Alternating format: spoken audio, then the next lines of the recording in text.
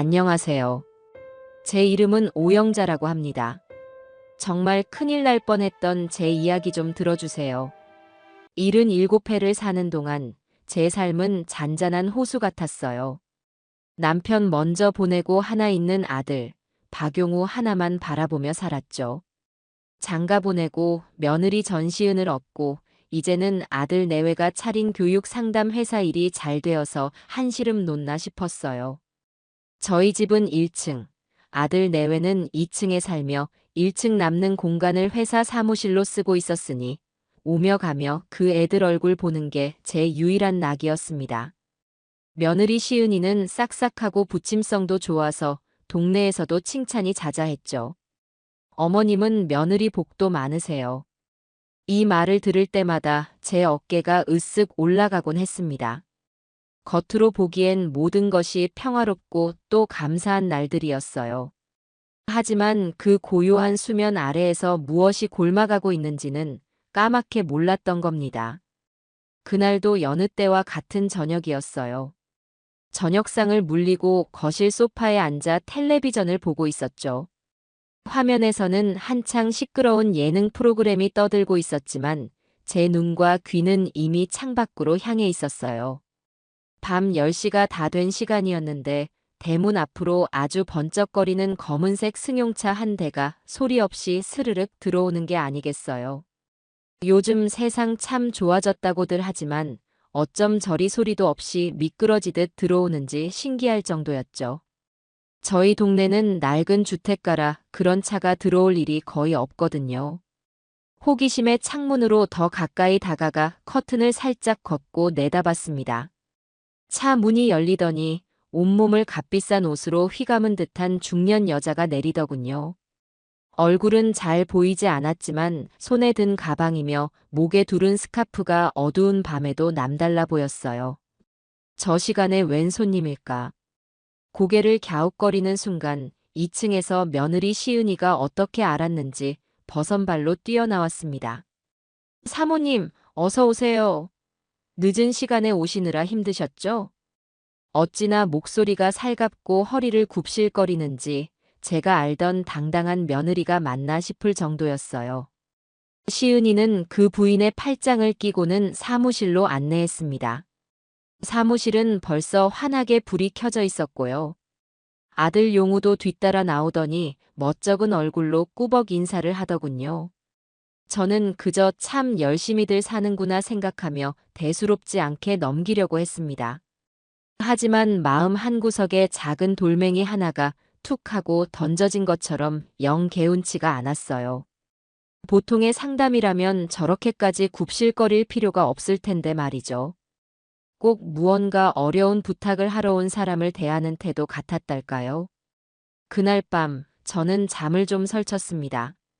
뒤숭숭한 기분에 새벽녘에야 겨우 눈을 붙였죠.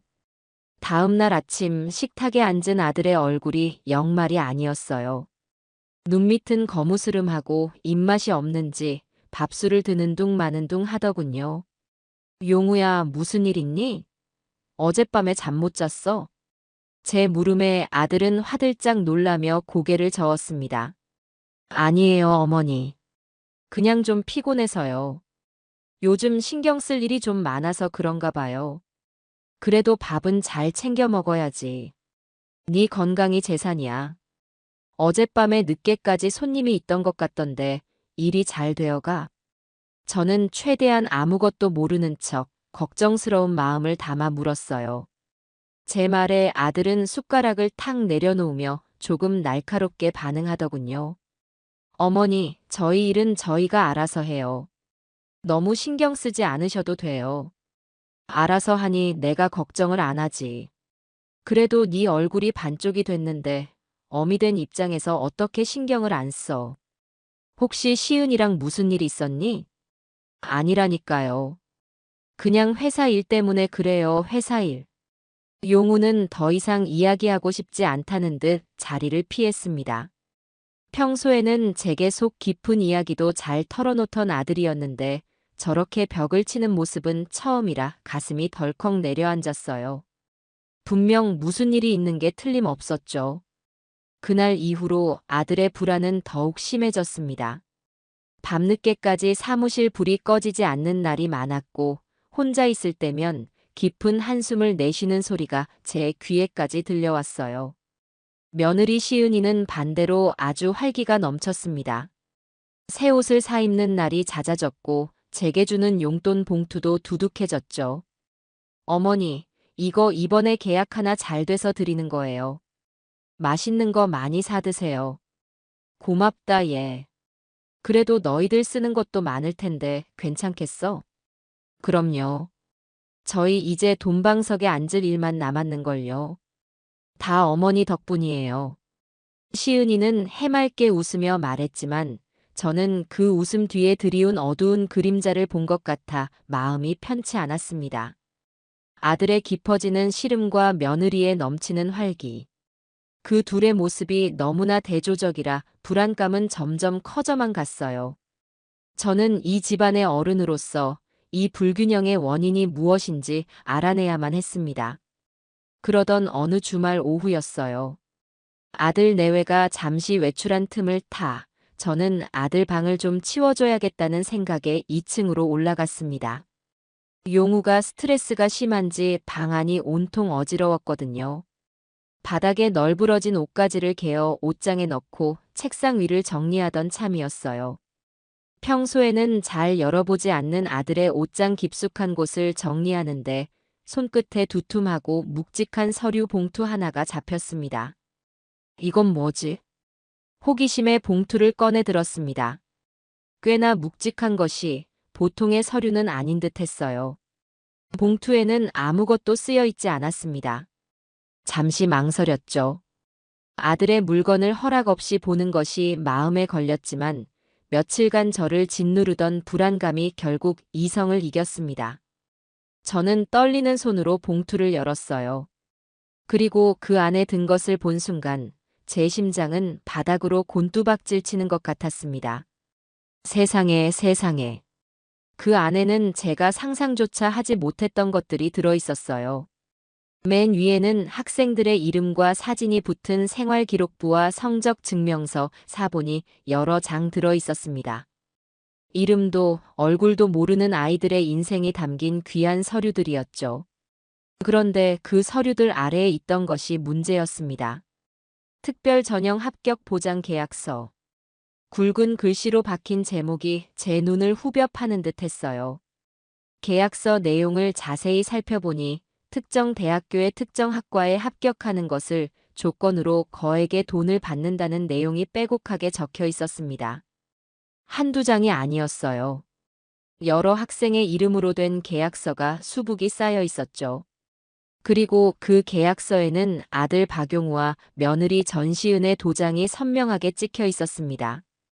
돈의 액수는 제 평생 만져보지도 못할 만큼 어마어마한 금액이었어요. 머릿속이 하얘지고 다리가 후들거려 그 자리에 주저앉고 말았습니다. 아들과 며느리가 그저 아이들의 진로를 상담해주는 일을 하는 줄로만 알았는데 그 아이들의 꿈을 이뤄주는 좋은 일을 하는 거라던 시은이의 목소리가 귓가에 맴돌았어요. 이것은 상담이 아니었죠. 이것은 명백한 범죄였습니다. 누군가의 간절한 기회를 돈으로 빼앗고 다른 누군가에게 부정한 방법으로 그 자리를 팔아넘기는 용서받을 수 없는 짓이었어요. 아들의 그늘진 얼굴과 며느리의 들뜬 미소가 오버랩되면서 모든 조각이 맞춰지는 기분이었습니다. 아들은 양심의 가책에 시달리고 있었고 며느리는 더러운 돈의 맛에 취해 있었던 겁니다. 한참을 그렇게 멍하니 앉아 있었습니다. 눈물이 쏟아질 것 같았지만 지금은 울 때가 아니었어요. 정신을 차려야 했습니다. 이대로 두면 내 아들, 내 며느리는 돌이킬 수 없는 죄인으로 평생을 살게 될 겁니다. 아니, 이미 죄인이었죠. 저는 이 집안의 어른입니다. 잘못된 것을 보고도 눈 감을 수는 없어요.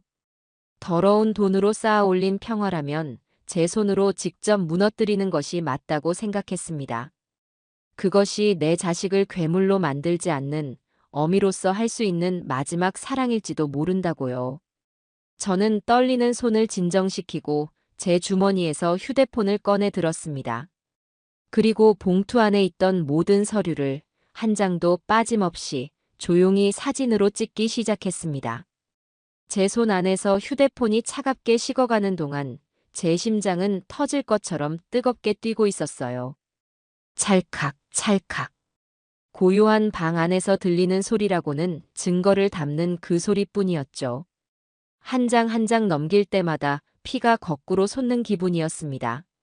명문대에 보란듯이 합격한 아이들의 웃는 얼굴 뒤에 이런 추악한 거래가 있었다니요. 제 아들, 제 며느리가 바로 그 중심에 서 있었고요. 마지막 장까지 모두 찍고 나서야 저는 겨우 숨을 돌릴 수 있었습니다. 정신을 차려야 했어요. 지금부터는 아주 작은 실수 하나도 용납될 수 없었습니다.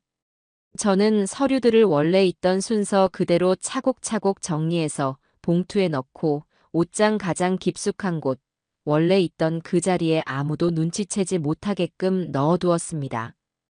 혹시라도 제가 이걸 봤다는 흔적을 남겨서는 안 되었으니까요. 방을 나오기 전 어지러웠던 방안을 다시 한번 둘러보며 제가 들어왔던 흔적을 모두 지웠습니다. 완벽했어요. 적어도 겉보기에는요. 제 방으로 돌아왔지만 마음은 여전히 아들의 옷장 안에 있는 것만 같았죠. 평생을 살아온 이 집이 갑자기 아주 낯설고 무서운 공간처럼 느껴졌습니다. 거실 벽에 걸린 가족 사진이 눈에 들어왔어요.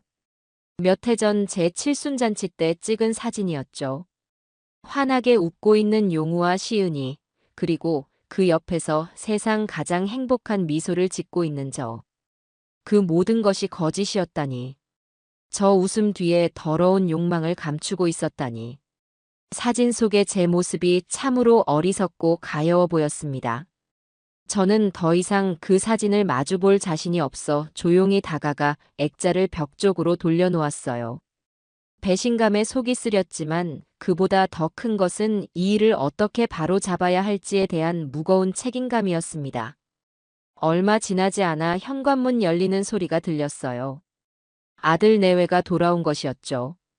저는 아무렇지 않은 척 평소처럼 거실 소파에 앉아 텔레비전을 보는 신용을 했습니다. 심장이 발소리에 맞춰 쿵쿵 울렸지만 표정은 최대한 온화하게 유지하려고 애썼어요. 어머니, 다녀왔습니다. 좋은 주말 보내셨어요? 시은이가 명랑한 목소리로 인사하며 거실로 들어섰어요. 손에는 백화점 쇼핑백이 여러 개 들려 있었죠. 아마도 더러운 돈으로 산 물건들이겠지요. 그래. 너희도 잘 다녀왔니? 장이라도 봐 온 게야? 뭘 그리 많이 샀어? 아니에요, 어머님. 그냥 제 옷이랑 필요한 것 좀 샀어요. 참, 어머니 스카프도 하나 샀는데 이따 보여드릴게요. 색이 아주 고와서 어머니한테 딱 어울릴 것 같더라고요. 싹싹하고 상냥한 며느리. 예전 같았으면 우리 아가 마음 씀씀이도 곱다며 손이라도 잡아주었을 테지만 저는 차마 그럴 수가 없었습니다. 제 손주머니 안에는 그 애의 죄가 담긴 사진들이 들어있었으니까요. 용우는 아내의 뒤를 따라 묵묵히 들어왔습니다. 저와 눈이 마주치자 무언가 찔리는 사람처럼 슬그머니 시선을 피하더군요. 어머니, 안색이 안 좋으세요. 어디 편찮으신 곳이라도 있으세요? 시은이가 눈썰미도 좋게 제 표정의 미세한 변화를 읽어냈습니다. 저는 가슴이 철렁했지만 애써 미소를 지으며 손을 저었어요. 아니야, 괜찮다. 그냥 나이가 드니 기운이 좀 없는 게지. 너희들 저녁은 먹고 온 거니? 네, 밖에서 간단히 먹고 왔어요. 어머니 저녁은 제가 금방 차려드릴게요. 됐다. 입맛도 없는데 그냥 대충 누룽지나 끓여 먹으련다. 너희들 피곤할 텐데 어서 올라가 쉬어라. 저는 일부러 그 애들을 제 곁에서 빨리 떼어놓고 싶었어요. 같은 공간에서 숨 쉬는 것조차 위선처럼 느껴져 견디기가 힘들었거든요. 제 단호한 말에 시은이는 더 권하지 않고 용우와 함께 2층으로 올라갔습니다. 그들이 사라지고 나서야 저는 참았던 숨을 길게 내쉴 수 있었어요. 이제부터 시작이었습니다. 아주 길고 외로운 싸움이 될 테지요. 다음 날 저녁 식사 시간, 저는 마음을 굳게 먹고 먼저 입을 열었습니다. 적을 알려면 적의 입에서 나오는 말을 들어야 했으니까요. 저는 최대한 인자하고 무지한 늙은이의 얼굴을 하고 며느리에게 물었습니다. 아가, 너희들 하는 일이 구체적으로 어떤 일이니? 나는 그저 아이들 대학 잘 가게 상담해 주는 거라고만 알고 있는데 구체적으로는 잘 몰라서 말이야. 요즘 세상은 하도 복잡해야지. 제 질문에 시은이는 기다렸다는 듯 신이 나서 입을 열었어요. 마치 자기가 세상에서 가장 보람되고 중요한 일을 하는 사람인 것처럼요. 어머님, 저희 일은요, 단순히 공부만 잘 가르치는 게 아니에요. 요즘 대학은 성적만 보는 게 아니거든요. 그 아이가 어떤 활동을 했고 어떤 잠재력을 가졌는지를 종합적으로 봐요. 저희는 아이들 각자에게 맞는 길을 찾아주고 그 아이만의 이야기를 만들어주는 역할을 하는 거죠. 일종의 꿈 디자이너라고 할까요? 꿈 디자이너라 말이 참 곱구나. 그럼요. 저희 도움으로 형편은 어렵지만 재능 있는 아이들이 좋은 대학에 가기도 하고 뒤늦게 자기 적성을 찾아서 전혀 다른 길로 가는 아이들도 있어요. 그럴 때마다 정말 큰 보람을 느껴요. 돈만 보고 하는 일이었으면 진작에 지쳤을 거예요. 저는 입안이 바싹바싹 말라왔습니다. 형편이 어려운 아이들을 돕는다고요? 제 휴대폰 속에 있는 수억 원짜리 계약서가 저를 비웃고 있었어요. 저는 끓어오르는 화를 누르고 다시 한번 떠보았습니다. 그렇게 좋은 일 하는데 돈은 많이 못 벌겠구나. 남 좋은 일만 시키는 거 아니야? 제 말에 시은이는 아주 능숙하게 웃어넘겼어요. 에이, 어머님도. 저희도 먹고는 살아야죠. 물론이죠. 저희 능력을 인정해 주시는 부모님들이 고맙다며 다른 곳보다 더 챙겨주시기도 하고요. 그분들 덕에 저희도 이렇게 사는 거죠. 다 인복이라고 생각해요. 인복이라. 그 말을 어쩜 저렇게 아무렇지 않게 입에 담을 수 있을까요? 저는 더 이상 듣고 있을 수가 없어 수저를 내려놓았습니다. 시은이는 그런 제 속도 모르고 신이 나서 자기 자랑을 계속 늘어놓았죠. 용우는 그 옆에서 내내 죽을 상으로 밥알만 새고 있었고요. 저녁 식사가 끝나고 저는 제 방으로 들어와 굳게 결심했습니다. 이 일을 바로잡기 위해서는 제 힘만으로는 안 된다고요. 법의 힘을 빌려야 했고 그러려면 저를 도와줄 사람이 필요했습니다. 그때 제 머릿속에 한 사람의 얼굴이 떠올랐어요. 며칠 뒤 저는 아침 일찍 집을 나섰습니다. 아들 내외에게는 오랜만에 옛날 친구들 좀 만나고 오겠다고 둘러댔죠. 제 목적지는 예전에 동네 반장님이 살던 동네였습니다. 지금은 재개발이 되어 옛 모습은 거의 남아있지 않았지만 그 아들이 일하는 인터넷 신문사가 그 근처라는 이야기를 들은 기억이 났거든요. 반장님의 아들 김민준 군. 어릴 때부터 불의를 보면 참지 못하고 동네 골목대장 노릇을 하던 아주 눈이 초롱초롱하던 아이였죠. 커서는 기자가 되었다고 들었어요. 수소문 끝에 찾아간 민준 군의 회사는 아주 작고 낡은 상가 건물 3층에 있었습니다. 진실의 눈이라는 거창한 이름과는 어울리지 않는 초라한 모습이었죠. 문을 열고 들어서자 젊은 기자 서너 명이 어지러운 책상에 앉아 정신없이 무언가를 하고 있었어요. 제가 찾는 민준 군은 가장 구석진 자리에 앉아 있었습니다. 컵라면으로 끼니를 때우며 모니터를 뚫어져라 쳐다보는 모습이 어릴 적 똘똘하던 모습과 겹쳐 보였어요. 저 혹시 김민준 기자님 좀 뵐 수 있을까요? 제 목소리에 민준 군이 고개를 들었습니다. 저를 잠시 알아보지 못하다가 이내 눈이 동그래지더군요. 혹시 영자 할머니 아니세요? 박용우 형 어머니. 아이고, 나를 알아보는구나. 민준 군, 정말 오랜만이다. 이렇게 훌륭한 청년이 다 되었네. 민준 군은 반갑게 저를 맞이하며 작은 회의실로 안내했습니다. 자판기 커피를 한 잔 뽑아주며 무슨 일로 여기까지 오셨냐고 묻더군요. 저는 잠시 숨을 고른 뒤 그리고 아주 단호하고 차분한 목소리로 입을 열었습니다. 민준 군, 내가 오늘 자네를 찾아온 건 제보할 것이 있어서라네. 제보요? 할머니께서요? 민준 군은 조금 놀란 눈치였어요. 아마 동네 할머니의 소소한 민원 같은 것을 생각했겠죠. 그래. 아주 무서운 이야기야. 내 아들과 며느리에 대한 이야기지. 그의 표정이 미묘하게 변했어요. 동정심과 직업적 회의감이 섞인 얼굴. 아마도 가족 간의 재산 다툼이나 고부 갈등 같은 그런 진부한 이야기를 떠올렸을 겁니다. 기사 가치가 없는 일에 시간을 뺏기고 싶지 않다는 얼굴이었죠. 저는 구구절절 설명하지 않았습니다. 대신 품에서 휴대폰을 꺼내 잠금을 풀고 사진첩을 열어 그의 눈앞에 내밀었어요. 이걸 보게. 내가 무슨 말을 하는지 이걸 보면 알게 될 거야. 민준 군은 의아한 표정으로 휴대폰을 받아들었습니다. 그리고 첫 번째 사진, 위조된 흔적이 역력한 생활기록부를 보았을 때 그의 미간이 살짝 찌푸려졌죠. 두 번째 사진, 수억 원이 적힌 합격 보장 계약서를 보았을 때 그의 입이 살짝 벌어졌습니다.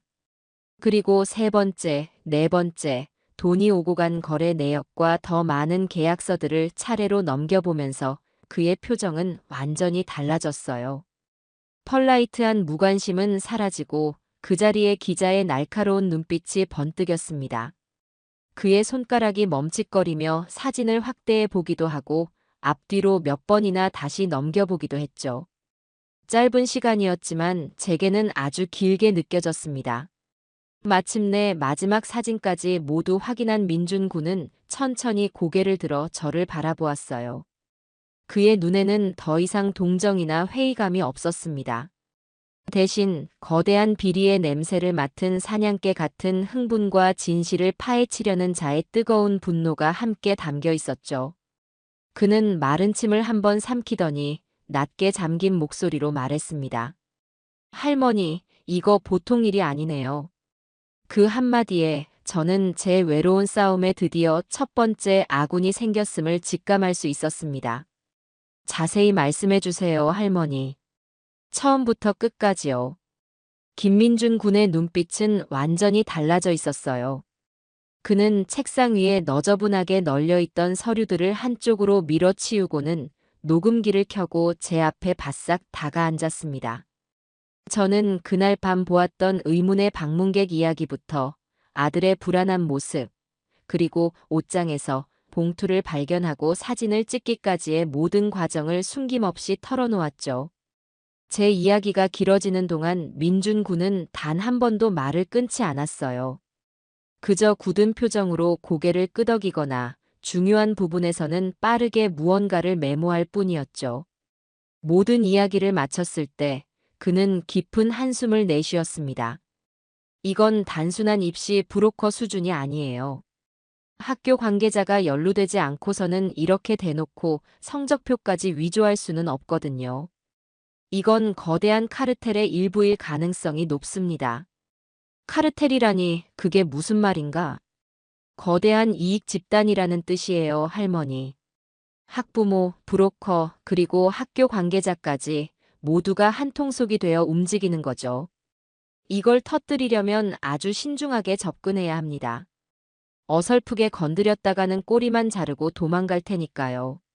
민준 군의 설명에 저는 사태가 생각보다 훨씬 더 심각하다는 것을 깨달았어요. 그저 내 아들 내외의 잘못을 바로잡는 것에서 그치는 문제가 아니었죠. 사회에 깊게 뿌리내린 악의 일부를 도려내는 일이었습니다. 그래서 우리가 뭘 어떻게 해야 하는 건가? 우선 이 서류들이 진짜 피해자를 만들어냈다는 걸 증명해야 해요. 이 계약서에 적힌 아이가 합격한 그 자리에 원래는 다른 누군가가 있었을 거란 말이죠. 그 억울한 피해자를 찾아야 이 싸움의 명분이 생깁니다. 민준 군은 제 휴대폰에 있던 계약서 중 하나를 자신의 컴퓨터로 옮겼습니다. 한국대학교 경영학과 수시 특별전형 합격이라는 문구가 선명했죠. 그는 빠른 손놀림으로 무언가를 검색하고 여러 군데 전화를 걸기 시작했어요.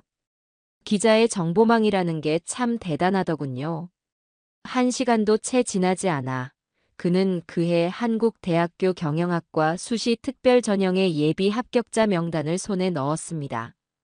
찾았어요. 이 학생이 합격하면서 예비 1번이었던 이 학생이 최종 탈락했네요. 김서현. 혹시 모르니 이 학생의 집부터 찾아가 보시죠. 우리는 지체할 시간이 없었습니다. 민준 군의 낡은 자동차를 타고 김서현이라는 학생의 집으로 향했어요. 주소지에 도착했을 때 제 마음은 무겁게 가라앉았습니다. 그곳은 이제 막 재개발 이야기가 나오기 시작하는 낡고 허름한 빌라촌이었거든요. 초인종을 눌렀을 때 문을 열고 나온 것은 잔뜩 경계심 어린 얼굴의 중년 여성이었습니다. 서연 학생의 어머니였죠. 우리가 기자라는 사실을 밝히자 그녀는 문을 닫으려고 했어요. 됐어요. 이제 와서 뭘 어쩌겠다고요. 우리 서연이 일은 다 끝났어요. 그때 제가 앞으로 나섰습니다. 저는 제 신분을 밝히지 않고 그저 똑같은 손주를 둔 늙은이라고만 말했어요. 어머님, 저희가 잠시만 이야기를 들어볼 수 있을까요? 따님처럼 억울한 일을 당하는 아이들이 다시는 없어야 하지 않겠습니까? 제 진심이 통했던 걸까요? 아주머니는 한참을 망설이다 결국 저희를 안으로 들였습니다. 집 안은 좁았지만 아주 깔끔하고 정갈했어요. 벽에는 김서연 학생이 받아온 상장들이 빼곡하게 붙어 있었죠. 잠시 후 방 안에서 서연 학생이 나왔습니다. 잔뜩 기가 죽어 있고 얼굴에는 웃음기가 전혀 없는 아이였어요. 신문에서 보던 명문대 합격생들의 밝은 얼굴과는 너무나도 달랐습니다. 서연 학생의 어머니는 울먹이며 이야기를 시작했어요. 아빠는 일용직 노동을 하고 자신은 식당 일을 하며 딸 하나만 보고 살았다고요. 서연이는 학원 한 번 제대로 못 다니는 형편에도 밤낮으로 공부에 항상 전교 1등을 놓치지 않았다고 합니다. 한국대학교 경영학과는 그 아이의 유일한 꿈이었고요. 우리 서연이가 수능을 조금 못 봤어요. 그래서 수시 전형에 모든 희망을 걸었죠. 1차는 합격했는데 최종 면접에서 떨어졌어요. 예비 1번이라는 말을 듣고 혹시나 하는 마음에 추가 합격자 발표 날까지 매일같이 전화기만 붙들고 있었는데 결국 연락은 안 오더군요. 어머니의 목소리가 떨려왔습니다. 서연 학생은 옆에서 조용히 눈물만 훔치고 있었죠. 애가 그 충격으로 몇 달을 알아누웠어요. 재수를 하겠다고는 하는데 예전처럼 의욕도 없고 저렇게 방 안에만 틀어박혀 있어요. 저희가 돈이 없고 힘이 없어서 우리 딸 앞길을 막은 것 같아 매일 밤 잠을 못 잡니다. 저는 그 가족 앞에서 고개를 들 수가 없었습니다. 이들의 꿈과 희망을 짓밟은 것이 바로 제 아들과 며느리였으니까요. 죄책감에 심장이 조여왔습니다. 이것은 단순한 비리가 아니었어요. 한 가족의 인생을 송두리째 망가뜨린 용서받을 수 없는 악행이었습니다. 서연 학생의 집을 나오며 저는 제 결심을 다시 한번 굳게 다졌습니다. 이 일을 반드시 세상에 알려 저 가여운 가족의 억울함을 풀어주어야 한다고요. 다시 민준 군의 사무실로 돌아온 우리는 잠시 아무 말도 할 수 없었습니다. 무거운 침묵이 우리를 짓눌렀죠. 먼저 입을 연 것은 민준 군이었습니다. 이제 돈의 흐름을 쫓아야 해요. 제 며느님, 아니 전시은 씨가 이 범죄의 주범인 것 같으니 그 사람의 계좌부터 파봐야 합니다. 그는 아까 확보했던 차명 계좌의 명의자를 조회하기 시작했어요. 대부분은 연락이 끊긴 먼 친척이거나 이미 세상을 떠난 사람의 명의도 있었습니다. 아주 치밀하게 자금 세탁을 하고 있었던 거죠. 민준 군은 자신의 인맥을 총동원해 은행 내부의 조력자를 통해 실제 돈이 흘러간 경로를 추적했습니다.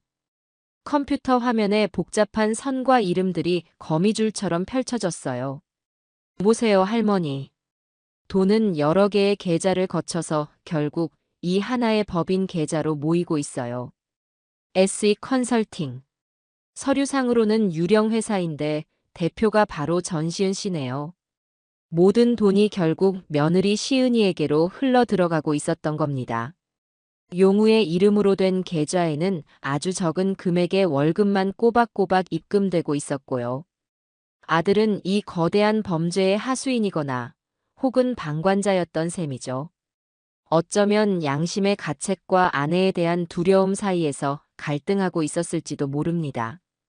이 정도 규모면 혼자서는 절대 못해요. 분명 회사 내부에 이 모든 과정을 돕는 공범이 있을 겁니다. 장부를 관리하거나 학생들 서류를 위조하는 실무자 말이에요. 민준 군은 시은이의 회사에 최근까지 다니다 그만둔 직원들의 명단을 뽑았습니다. 그중 유독 한 사람, 박지원이란 젊은 직원이 눈에 띄었어요. 입사한 지 1년도 안 되어 아주 좋은 조건으로 스카우트 되었는데 6개월 만에 갑자기 그만두었더군요. 퇴직 사유는 일신상의 사유라고만 적혀 있었습니다. 느낌이 와요. 이 사람 무언가 알고 있을 겁니다. 양심의 가책을 느끼고 뛰쳐나왔을 가능성이 커요. 박지원, 이 사람을 만나야 합니다. 하지만 박지원이라는 직원을 찾는 것은 쉽지 않았어요. 회사를 그만둔 뒤 휴대폰 번호도 바꾸고 잠적해버린 상태였죠. 민준 군이 며칠을 헤맸지만 행방이 묘연했습니다. 그때 제 머릿속에 한 가지 방법이 떠올랐어요. 민준 군, 혹시 그 직원의 부모님은 어디 사시는지 알 수 있나? 네. 아, 네. 주소는 있는데 그건 왜요? 나에게 좋은 생각이 있네. 저는 민준 군에게 박지원 직원의 부모님이 사는 동네 경로당에 저를 데려다 달라고 부탁했습니다. 저는 그곳에서 제일 인상이 좋아 보이는 할머니들에게 싹싹하게 다가가 음료수를 대접하며 이야기를 나누기 시작했어요. 동네에 새로 이사 온 사람인 척 이런저런 시시콜콜한 이야기를 나누다 슬쩍 박지원 씨의 부모님에 대해 물었습니다. 저 어르신들, 혹시 이 동네에 박 씨 성을 가진 댁이 아들 때문에 속 썩는 집이 있다던데 아시는 분 계세요? 제 친구 손주 녀석도 요즘 말썽이라 남의 일 같지가 않아서요. 제 말에 한 할머니가 무릎을 탁 치더군요. 아이고 말도 마. 저기 슈퍼하는 박신의 아들 있잖아. 멀쩡하게 좋은 회사 다니다가 갑자기 때려치우고 요즘엔 방에 틀어박혀서 나오지도 않는다잖아. 부모 속이 오죽 타겠어. 빙고. 제 예상이 맞았습니다. 저는 그 길로 민준 군과 함께 박신의 슈퍼를 찾아갔어요. 그리고 그곳에서 아들 걱정에 수심이 가득한 박지원 씨의 아버지를 만날 수 있었죠. 저희는 솔직하게 모든 것을 털어놓았습니다. 아드님이 나쁜 사람들의 손에 이용당한 것 같다고, 아드님을 구하고 더 많은 피해자를 막기 위해 증언이 필요하다고 설득했어요. 아버지는 한참을 고민하더니 결국 아들이 있는 곳을 알려주었습니다. 아들은 부모님 집을 나와 도시 외곽의 작은 원룸에서 혼자 지내고 있었어요. 우리가 찾아갔을 때 박지원 씨는 문도 열어주지 않으려고 했습니다. 잔뜩 겁에 질린 얼굴이었죠. 문틈으로 저희를 경계하던 그에게 제가 조용히 말했습니다. 젊은이, 나 좀 보게. 나도 자네 같은 아들이 있는 늙은이야. 지금 자네가 왜 두려워하는지 알아. 하지만 잘못된 걸 알았을 때 바로잡는 게 진짜 용기라네. 지금 자네가 눈 감으면 저 아이들처럼 억울하게 눈물 흘리는 사람이 더 많이 생길 걸세. 자네 평생을 죄책감 속에서 살 수 있겠나? 제 목소리가 떨리고 있었지만 진심을 담아 말했어요. 한참이나 문을 사이에 두고 침묵이 흘렀습니다. 그리고 마침내 아주 작은 목소리가 문 안쪽에서 들려왔죠. 들어오세요. 힘겹게 열린 문 안쪽. 어두운 방 안에는 양심의 무게에 짓눌려 망가져가고 있는 한 청년이 서 있었습니다. 박지원 씨의 눈에는 눈물이 그렁그렁 맺혀 있었어요. 그는 고개를 푹 숙인 채 그동안 있었던 모든 일을 털어놓기 시작했습니다. 시은이가 어떤 식으로 학생들 서류를 위조하라고 지시했는지, 돈이 오고 가는 과정은 어땠는지, 그리고 이 일에 연루된 학교 관계자는 누구인지. 그의 입에서는 우리가 상상했던 것보다 훨씬 더 추악하고 거대한 진실이 쏟아져 나왔습니다. 박지원 씨의 증언은 우리가 가진 퍼즐의 마지막 조각이었습니다. 그의 손에는 시은이가 범죄를 지시했던 메시지 기록과 아직 외부에 공개되지 않은 내부 고객 명단까지 있었죠. 모든 증거는 차고 넘쳤지만 민준군은 아직 부족하다고 했어요. 이건 모두 과거의 기록이에요. 전시은 씨는 분명 유능한 변호사를 사서 나는 시키는 대로 했을 뿐이다. 실무자가 꾸민 일이다라며 책임을 회피하려고 할 겁니다. 현장에서 범죄가 일어나는 순간을 포착한 빼도 박도 못할 증거가 필요해요. 현장 증거라니? 그럼 어떻게? 함정을 파야죠. 새로운 고객이 나타난 것처럼 꾸며서 전시은 씨가 직접 자기 입으로 범죄 계획을 설명하고 돈을 받는 장면을 찍는 겁니다. 민준 군의 말에 저는 가슴이 철렁했습니다. 너무 위험한 계획이었으니까요. 누가 그런 위험한 역할을 맡을 수 있을까요? 그때 박지원 씨가 떨리는 목소리로 말했습니다. 제가 할게요. 제가 미끼가 되겠습니다. 이 모든 걸 끝낼 수만 있다면요. 하지만 민준 군은 고개를 저었어요. 안 돼요. 지원 씨는 이미 얼굴이 알려졌어요. 전시은 씨가 당신을 보면 바로 의심할 겁니다. 완전히 새로운 인물, 그들이 전혀 의심하지 않을 만한 사람이 필요해요. 그 순간 제 머릿속에 하나의 생각이 스쳤습니다. 이 모든 일의 시작은 나였어요. 그리고 이 일은 내 아들과 며느리의 죄를 밝히는 일이기도 했죠. 그렇다면 마무리도 제 손으로 하는 것이 맞았습니다. 내가 하겠네. 제 말에 민준 군과 박지원 씨의 눈이 동그래졌어요. 네. 할머니, 그게 무슨 말씀이세요? 내가 그 미끼 역할을 하겠다는 말이야. 나만큼 그 애들이 의심하지 않을 사람도 없지 않겠나. 민준 군은 기겁하며 반대했습니다. 안 돼요, 할머니. 너무 위험합니다. 만약에라도 정체가 발각되면 무슨 일이 생길지 몰라요. 절대 안 됩니다. 민준 군, 내 말 듣게. 이 일은 내 자식들 일이야. 남의 손에만 맡겨두고 뒤에 숨어서 기다릴 수만은 없어. 그리고 저 애들이 아무리 야갔어도 평생을 봐온 늙은 어미가 변장 좀 했다고 못 알아볼까. 아니, 오히려 그럴 리 없다고 생각해서 더 쉽게 속을 걸세. 돈에 눈이 먼 사람들은 자기 앞에 놓인 이익 말고는 아무것도 보지 못하는 법이거든. 이건 내가 해야만 하네. 제 표정은 아주 단호했어요. 오랫동안 살면서 고집 부릴 일이 별로 없었지만 이번만큼은 물러서고 싶지 않았습니다. 제 결심이 얼마나 굳은지 깨달은 민준 군은 한숨을 쉬며 결국 고개를 끄덕였죠. 그렇게 해서 제 인생에서 가장 위험하고 기상천외한 연극이 시작되었습니다. 우리의 계획은 아주 치밀했어요. 저는 하와이에서 온 부유한 교포 할머니가 되어야 했습니다. 이름은 오드리. 남편과 사별하고 받은 막대한 유산은 주체할 수 없이 많지만 공부는 지지리도 못하는 손주 녀석을 한국 명문대에 보내는 게 마지막 소원인 돈 말고는 아무것도 모르는 철없는 할머니 역할이었죠. 우선 할머니 말투부터 바꿔야 해요. 지금처럼 지혜롭고 점잖게 말씀하시면 바로 들통나요. 조금은 교양 없고 돈 자랑하기 좋아하고 막무가내인 사람처럼 보여야 합니다. 그날부터 저는 민준 군의 연기 지도를 받기 시작했습니다.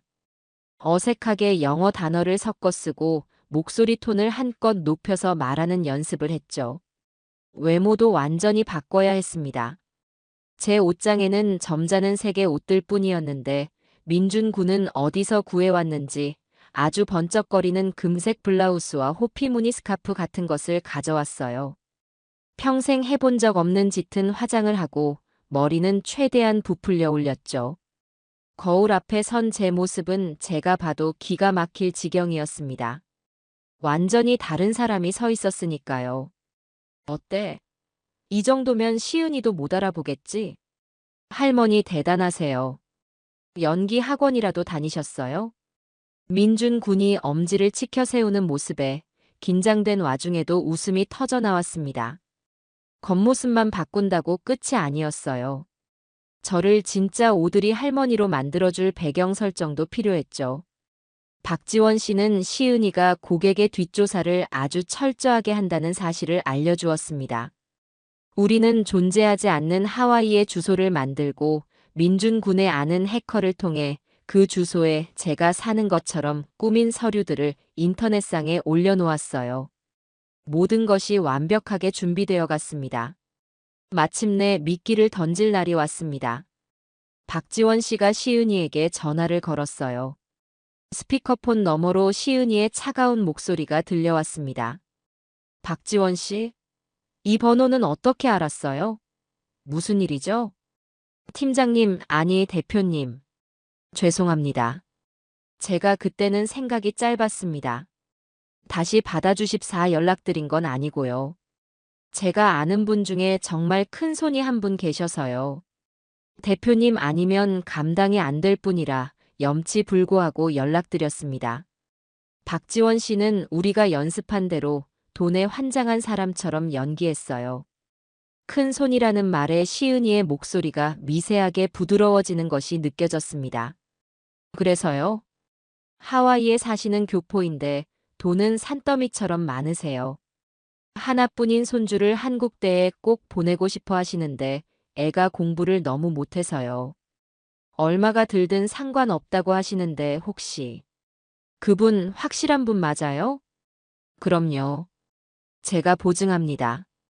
이것만 성사시켜 주시면 제 몫은 아주 조금만 떼어주셔도 됩니다. 돈 냄새를 맡은 시은이는 결국 미끼를 물었습니다. 제 연락처를 받아갔고 직접 통화해보고 결정하겠다고 하더군요. 전화는 바로 다음 날 걸려왔습니다. 저는 민준 군의 사무실에서 모두가 숨을 죽이고 지켜보는 가운데 전화를 받았죠. 연습한 대로 최대한 교양 없고 철없는 목소리를 꾸며냈어요. 여보세요? 거기 SE 컨설팅인가 뭔가 하는데 맞아요? 네, 맞습니다. 고객님, 전시은 대표입니다. 박지원 씨한테 말씀은 전해 들었습니다. 아, 그래요? 내 얘기 들었어요? 그래서 우리 손주 한국대에 넣을 수 있어요, 없어요? 바쁜 사람이니까 결론만 딱 말해줘요. 저는 일부러 아주 아나무인으로 굴었어요. 전화 너머의 시은이는 잠시 당황하는 듯 했지만 곧 비즈니스적인 목소리로 차분하게 응대했습니다. 고객님, 자세한 것은 직접 뵙고 상담을 통해 말씀드려야 합니다. 저희는 불가능을 가능하게 만드는 곳이니까요. 혹시 언제가 편하실까요? 난 내일 당장이면 좋겠는데. 내일 오후 2시 어때요? 네, 좋습니다. 그럼 내일 오후 2시에 저희 사무실에서 뵙겠습니다. 전화가 끊어지자마자 사무실에 있던 모두가 안도의 한숨을 내쉬었습니다. 완벽하게 속아 넘어온 것이었죠. 이제 결전의 날까지는 24시간도 채 남지 않았습니다. 약속 전날 밤, 저는 잠을 이룰 수가 없었습니다. 민준 군의 사무실에 다시 모여 마지막으로 계획을 점검했죠. 그는 제 옷깃에 달 브로치에 작은 녹음기와 카메라가 숨겨져 있다고 설명해 주었어요. 위험한 순간이 닥치면 누를 비상 버튼에 대해서도 알려주었고요. 할머니, 정말 괜찮으시겠어요? 지금이라도 그만두고 경찰에 전부 넘기는 방법도 있어요. 민준 군은 진심으로 저를 걱정하고 있었습니다. 저는 그의 손을 따뜻하게 잡아주며 말했어요. 걱정 말게. 저 애들이 아무리 약았어도 지 어미를 눈앞에 두고 못 알아보겠나. 아니, 탐욕에 눈이 멀었으니 절대 못 알아보겠지. 나는 괜찮아. 이 모든 걸 끝낼 수만 있다면. 그날 밤 집으로 돌아와 저는 결전의 날 입을 옷을 미리 입어보았습니다. 화려한 금색 블라우스와 몸에 꽉 끼는 치마. 거울 속에 비친 제 모습은 여전히 낯설기만 했죠. 저는 거울 속의 낯선 여자를 보며 조용히 속삭였어요. 오영자, 너는 이제부터 오드리가 되는 거야. 아들을 구하고 며느리를 심판하고 억울한 아이들의 눈물을 닦아줄 사람. 제 평온했던 일상은 완전히 사라졌습니다. 이제 저는 정의를 위해 싸우러 가는 전사였죠. 제 손으로 직접 이 지긋지긋한 연극의 막을 내려야 했습니다. 결전의 날 아침이 밝았습니다. 밤새 한숨도 자지 못했지만 정신은 오히려 쇠처럼 차갑고 맑았어요. 저는 거울 앞에 앉아 제 얼굴에 낯선 색을 더씹히기 시작했습니다. 두꺼운 분을 바르고 새빨간 입술을 그리고 눈꼬리는 하늘로 치켜 올라갈 것처럼 그려 넣었죠. 제 얼굴 위로 오드리라는 이름의 가면이 씌워지는 과정이었습니다. 몸에 꽉 끼는 금색 블라우스를 입고 어깨에는 보란 듯이 호피 무늬 스카프를 둘렀어요. 마지막으로 민준 군이 구해온 아주 크고 화려한 가짜 다이아몬드 브로치를 옷깃에 달았습니다. 저 작은 보석 안에 제 마지막 희망이, 그리고 제 아들 내외를 심판할 칼날이 숨겨져 있었죠. 옷은 불편하고 화장은 어색했지만 이상하게도 이 갑옷 같은 꾸밈이 제게 용기를 주는 것 같았어요. 약속 시간 1시간 전 민준 군이 낡은 승합차 한 대를 몰고 집 앞으로 왔습니다. 저는 아무도 눈치채지 못하게 뒷문으로 조용히 빠져나와 차에 올라탔죠. 차 안은 각종 통신 장비들로 복잡했어요. 민준 군의 얼굴은 긴장감으로 굳어 있었습니다. 할머니, 브로치 여기 한 번만 더 확인해 볼게요. 이 버튼이 녹화 시작이고 혹시 정말 위험하다 싶으시면 여기 안쪽에 작은 버튼을 3초 이상 꾹 누르세요. 바로 저희한테 신호가 와요. 그는 제 브로치를 만지작거리며 마지막으로 사용법을 알려주었어요. 제 안전을 걱정하는 그 마음이 고스란히 전해져 왔습니다. 걱정 말게. 내 몸은 내가 지킬 수 있어. 자네는 밖에서 귀나 쫑긋 세우고 잘 듣고 있게. 저는 일부러 더 씩씩하게 말하며 그의 어깨를 두드려 주었습니다. 차가 천천히 저희 집, 아니, 이제는 적진이 되어버린 상담회사 앞으로 향하는 동안 창밖의 풍경은 흐릿하게만 보였어요. 평생을 살아온 익숙한 동네가 오늘따라 아주 낯설게 느껴졌습니다. 약속 시간 5분 전, 저는 차에서 내렸습니다. 민준 군은 길 건너편 주차장에 차를 세우고 모든 상황을 지켜볼 것이었어요. 저는 크게 심호흡을 한번 하고 사무실 문을 향해 걸어갔습니다. 한 걸음 한 걸음 내디딜 때마다 제 평온했던 과거와 완전히 작별하는 기분이 들었죠. 유리문을 열고 안으로 들어서자 서늘한 에어컨 바람과 함께 시은이의 상냥한 목소리가 저를 맞았습니다. 오드리 사모님, 어서 오세요. 기다리고 있었습니다. 며느리 시은이는 완벽한 비즈니스 우먼의 모습이었어요. 값비싼 정장을 말끔하게 차려입고 흐트러짐 없는 미소를 띤 채 제게 다가왔죠. 저는 그 애의 얼굴을 똑바로 마주 보았습니다. 매일 아침 식탁에서 보던 그 얼굴이었지만 오늘은 그 위에 겹겹이 쌓인 탐욕과 위선이 보이는 듯 했어요. 제 정체를 조금이라도 눈치챌까봐 심장이 철렁했지만 시은이의 눈에는 오직 돈 많은 고객에 대한 호기심과 기대감만이 가득했습니다. 사무실이 생각보다 작네. 하와이에 있는 내 집 차고만 한가. 저는 연습한 대로 아주 거만하고 무례한 오드리가 되어 사무실을 훑어보았습니다. 제가 살던 집 1층을 개조한 공간. 벽에는 제 취향과는 전혀 다른 추상화들이 걸려 있었고 한쪽에는 굳게 잠긴 검은색 서류함들이 위압적으로 서 있었죠. 모든 것이 거짓으로 꾸며진 세트장 같았어요. 사모님. 저희는 크기보다 실력으로 승부하는 곳이라서요. 우선 안쪽 상담실로 들어가시죠. 중요한 이야기는 조용한 곳에서 나눠야 하니까요. 시은이는 제 무례한 말에도 전혀 기분 나쁜 기색 없이 저를 안쪽의 다른 문으로 안내했습니다. 박지원 씨가 말했던 VIP 상담실이었죠. 문을 열자 바깥의 사무공간과는 전혀 다른 세상이 펼쳐졌습니다. 두꺼운 방음벽으로 마감된 벽, 푹신한 가죽 소파, 그리고 방 한가운데에는 아주 크고 육중한 원목 테이블이 놓여 있었어요. 이곳이 바로 추악한 거래가 이루어지는 비밀의 방이었던 겁니다. 자리에 앉자마자 저는 본론부터 꺼냈습니다. 됐고, 우리 손주 얘기나 합시다. 이름은 박진수, 나이는 19. 공부는 아주 못해. 꼴찌만 겨우 면하는 수준이야.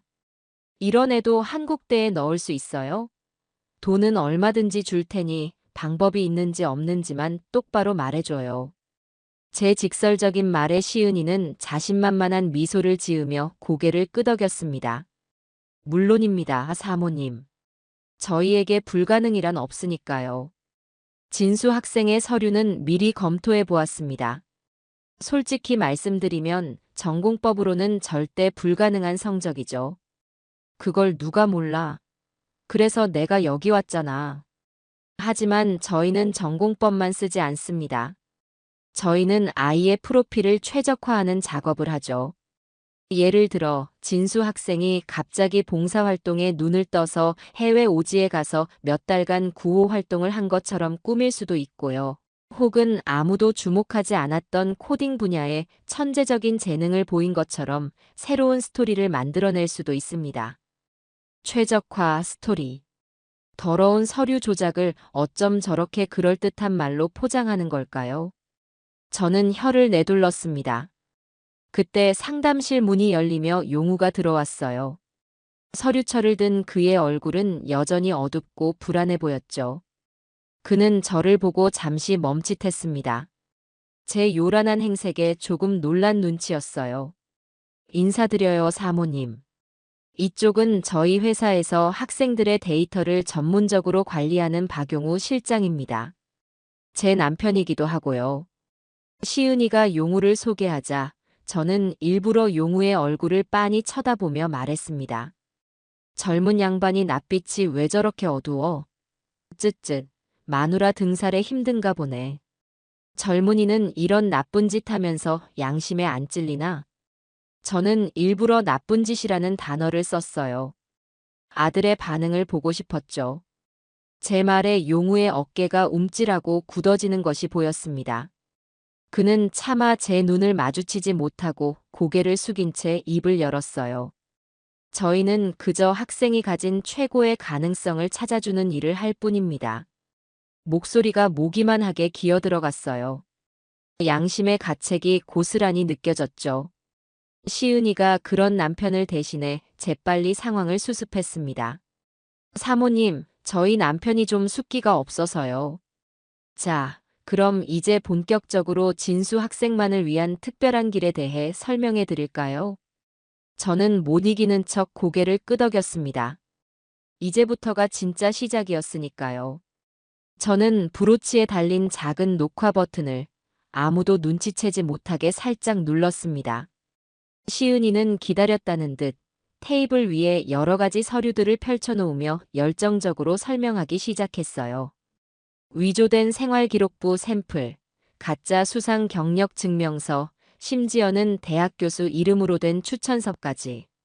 그녀는 자신의 범죄 수법들을 마치 위대한 발명품이라도 되는 것처럼 자랑스럽게 늘어놓았습니다. 이 모든 서류는 저희와 연결된 각 분야의 전문가들이 진짜와 똑같이 만들어드립니다. 학교 직인부터 총장님의 서명까지 그 누구도 가짜라는 걸 알아챌 수 없죠. 설명이 거의 끝나갈 무렵, 저는 마지막 확인을 위해 일부러 의심하는 척 연기했어요. 흠말은 아주 그럴듯한데. 이거 내가 믿을 수 있는 거 맞아? 괜히 비싼 돈만 날리고 아무것도 안 되는 거 아니야? 내가 당신들을 뭘 믿고 이 큰 돈을 맡기지? 제 말은 시은이의 자존심을 건드렸던 모양이에요. 그녀는 잠시 불쾌한 표정을 짓더니 이내 회심의 미소를 지으며 마지막 카드를 꺼내 들었습니다. 그토록 제가 기다리던 순간이었죠. 사모님, 아직도 저희를 못 믿으시는군요. 좋습니다. 그럼 확실한 걸 보여드리죠. 저희가 왜 100% 합격을 보장하는지 아십니까? 저희는 서류만 만지는 게 아니에요. 사람을 직접 관리하거든요. 시은이는 몸을 앞으로 기울이며 목소리를 낮췄어요. 그 눈빛이 탐욕으로 번들거렸습니다. 한국대학교 입학처장 이강일 교수. 그분이 제 사람입니다. 매년 저희가 지정한 학생 몇 명은 특별관리 대상으로 분류되죠.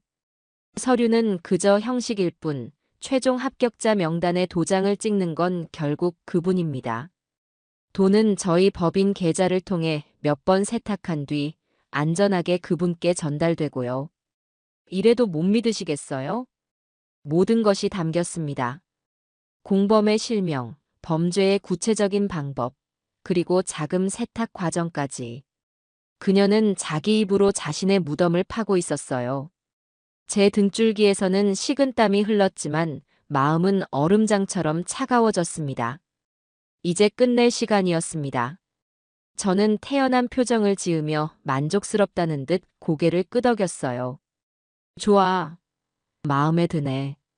역시 돈이 최고야. 그럼 계약합시다. 여기 이 서류에 서명하면 되는 거죠? 저는 시은이가 내민 계약서와 펜을 집어들었습니다.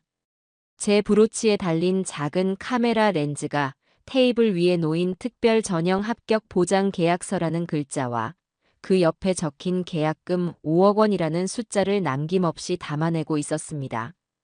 제가 펜을 들어 계약서 위로 가져가는 순간 상담실 안의 공기는 돈 냄새로 가득 찬 듯 했어요.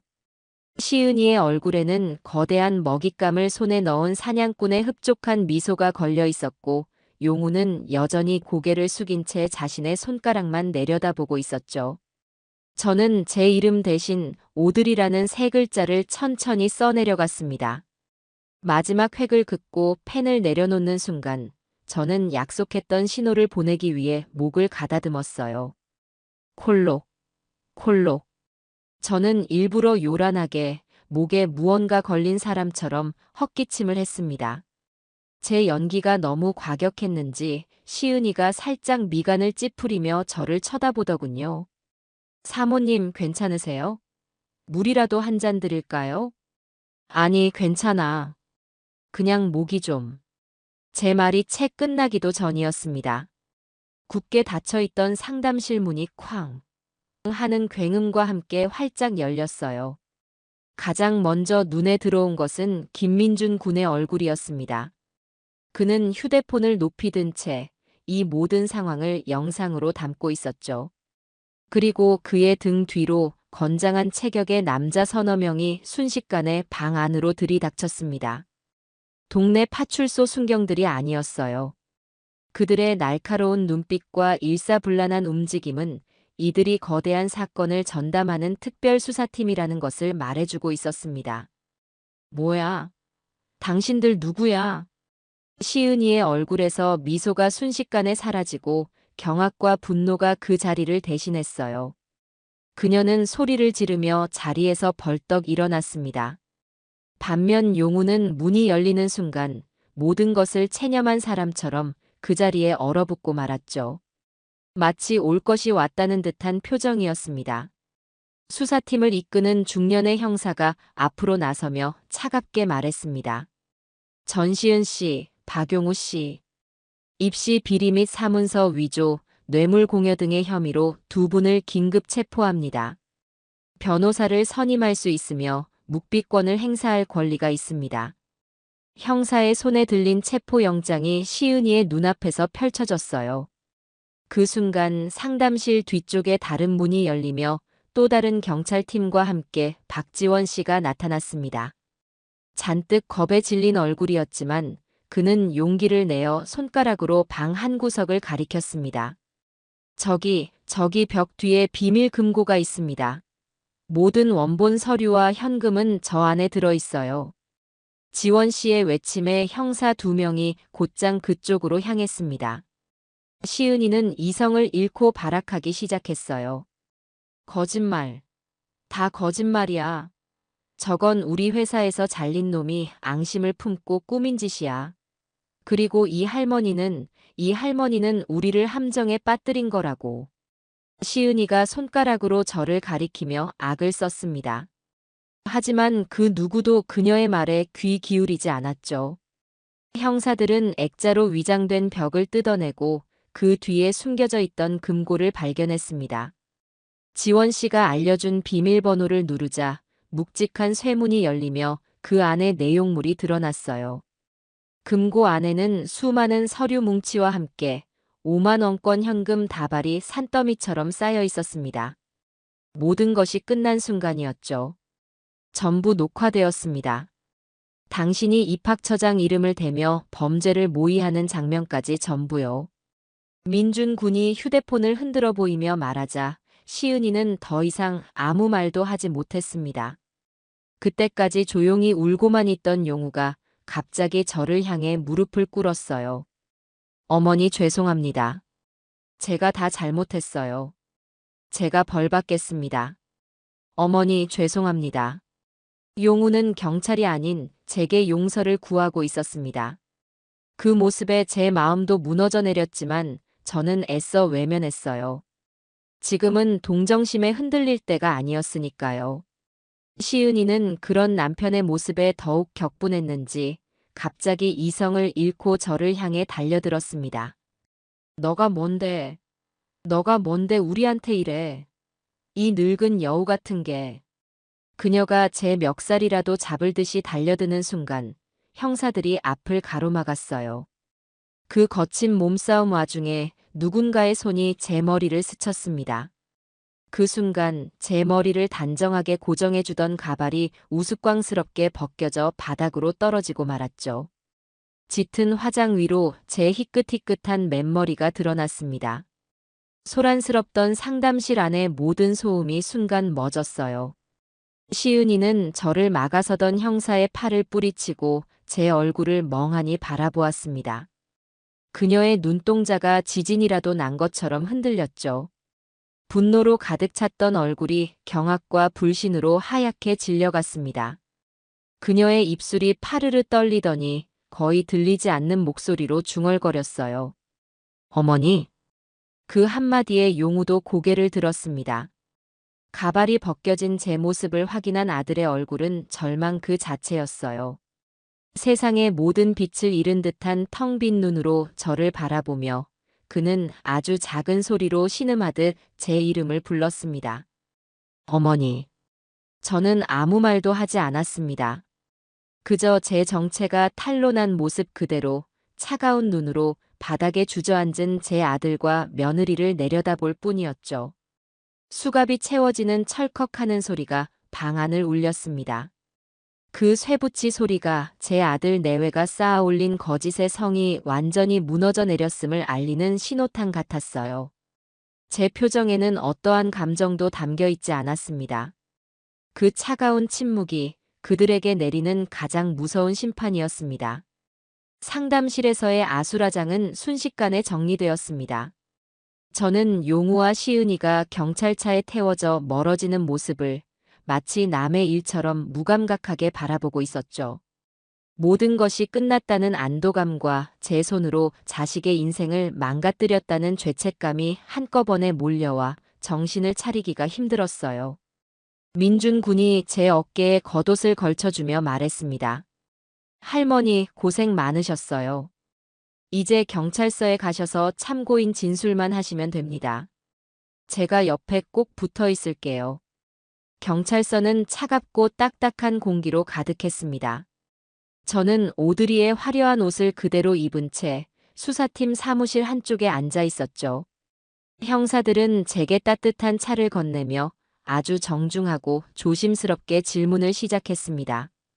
저는 처음 옷장에서 봉투를 발견했던 순간부터 오늘 있었던 모든 일을 기억나는 대로 차분하게 진술했어요. 제 진술이 담담하게 이어지는 동안 유리문 너머 조사실의 풍경이 언뜻언뜻 보였습니다. 한쪽에서는 시은이가 고개를 빳빳이 든 채 변호사와 무언가 심각하게 이야기를 나누고 있었어요. 조금도 뉘우치는 기색이 없는 얼굴이었죠. 그리고 다른 한쪽에서는 용우가 형사 앞에서 고개를 숙인 채 모든 것을 자백하며 하염없이 눈물을 흘리고 있었습니다. 그 두 사람의 모습이 앞으로 그들이 걷게 될 길이 얼마나 다를지를 미리 보여주는 것만 같았어요. 제가 경찰서에서 조사를 받고 있는 동안 바깥 세상은 이미 발칵 뒤집혀 있었습니다. 김민준 군이 속한 인터넷 신문 진실의 눈에 단독 강남 입시 비리의 추악한 실체, 70대 할머니의 용기 있는 잠입 취재로 드러나라는 제목의 기사가 올라온 것이었죠. 기사는 폭발적인 반응을 일으키며 순식간에 모든 포털 사이트의 메인 화면을 장식했습니다. 제가 집으로 돌아왔을 때 저희 집 앞은 이미 수많은 기자와 방송 카메라들로 인산인해를 이루고 있었어요. 민준 군과 경찰들의 도움으로 겨우 집 안으로 들어올 수 있었지만 밖에서는 제 이름을 부르는 소리와 카메라 플래시 터지는 소리가 끊이지 않았습니다. 전화기는 쉴 새 없이 울려댔죠. 저는 모든 전화를 무시하고 전원 코드를 뽑아버렸습니다. 하루아침에 저는 제 아들을 고발한 용감한 할머니이자 비정한 어머니가 되어 세상의 구경거리가 된 것이었어요. 가장 견디기 힘들었던 것은 주변 사람들의 시선이었습니다. 평소 가깝게 지내던 친구들에게서 연락이 왔어요. 저는 위로라도 받을 수 있을까 하는 마음에 전화를 받았지만 수화기 너머로 들려온 것은 따뜻한 위로가 아닌 차가운 비난이었습니다. 영자야, 네가 어떻게 그럴 수가 있니? 아무리 자식들이 잘못했어도 그렇지. 어떻게 네 손으로 자식을 감옥에 보낼 생각을 해. 쯧쯧, 정말 독하다 독해. 그러게 말이야. 남도 아니고 피부치를 이제 용우 얼굴은 어떻게 보려고 그래. 너 그러다 천벌 받아. 그들의 말은 날카로운 비수가 되어 제 가슴에 박혔습니다. 그들은 제 고통과 고민은 조금도 헤아리지 않은 채 그저 어미가 자식을 고발했다는 사실만으로 저를 손가락질했어요. 저는 아무런 대꾸도 하지 않고 조용히 전화를 끊었습니다. 정의를 지키는 길은 때로 아주 외롭다는 것을 뼈저리게 깨닫는 순간이었죠. 온 세상이 저를 비난하는 것 같아 숨이 막히던 그때 초인종이 울렸습니다. 또 기자들이겠거니 생각하며 무시하고 있는데 문 밖에서 아주 작은 목소리가 들려왔어요. 저 계세요? 김서연 엄마예요. 김서연. 그 이름에 저도 모르게 벌떡 일어나 현관으로 향했습니다. 문을 열자 그곳에는 며칠 전 우리가 찾아갔던 서연 학생과 그 어머니가 서 있었어요. 어머니의 손에는 작은 과일 바구니가 들려 있었죠. 어르신 뉴스를 봤습니다. 혹시나 했는데 저희를 찾아오셨던 분이 맞으셨군요.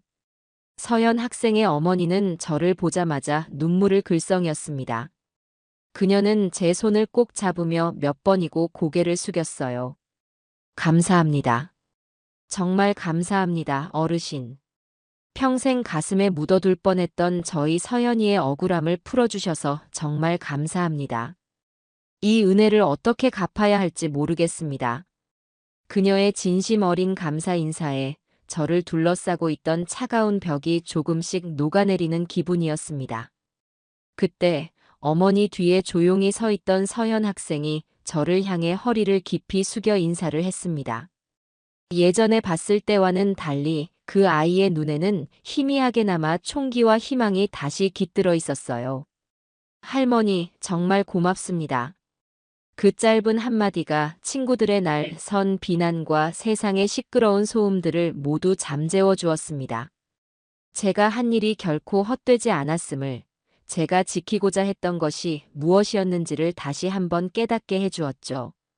아들을 향한 미안함과 가슴 아픈 마음은 여전했지만 서연 학생 가족의 눈물을 닦아줄 수 있었다는 사실이 제게는 작은 위안이 되었습니다. 저는 그들을 집 안으로 들여 따뜻한 차 한 잔을 대접했어요. 비록 제 집은 폭풍의 한가운데에 있었지만 그 순간만큼은 아주 작은 평화가 우리 사이에 조용히 내려앉고 있었습니다.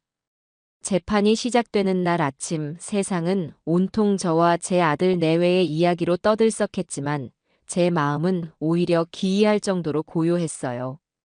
그동안 저를 짓누르던 불안과 분노의 감정들이 모두 빠져나가고 이제는 단단하고 투명한 무언가만 남은 기분이었죠.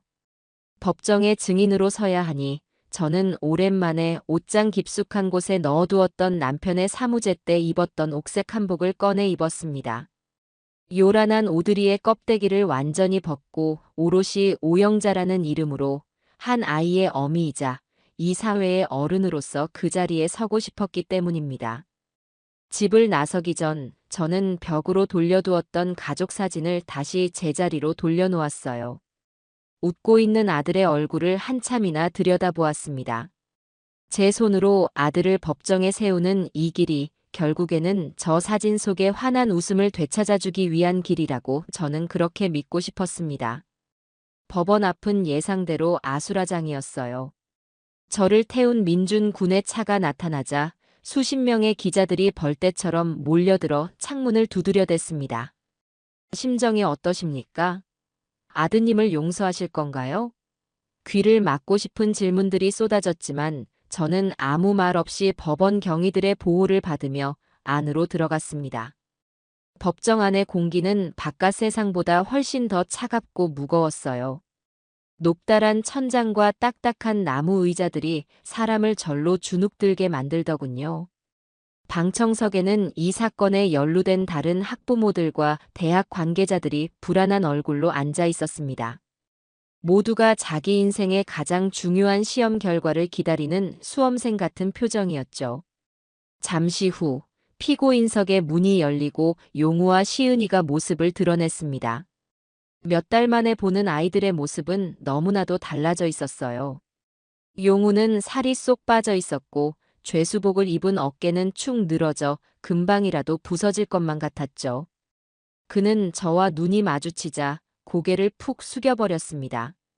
반면 시은이는 달랐어요.